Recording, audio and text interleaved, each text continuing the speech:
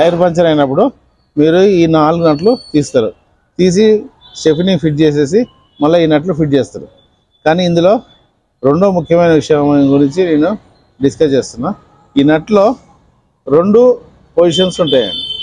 2 position అంటే ఇది cone shape ఉంటుంది, ఇది ఫ్లాట్ ఉంటుంది. మీరు ఎప్పుడు ఈ కోన్ షేప్ ఉన్నది మాత్రమే లోపలికి పెట్టాలి ఇలా. కానీ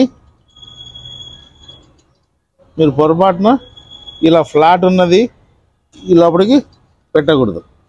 ఇలా పెట్టినట్టయితే మీకు టైరు బ్యాలెన్సింగ్, అలైన్మెంట్ 2 డిస్టర్బ్ అవుతాయి. ఆ బేరింగ్ కూడా పోయే అవకాశం ఉంటుంది. మీకు టోటల్గా వెహికల్ మూమెంట్ అనేది డ్యామేజ్ అవుతుంది.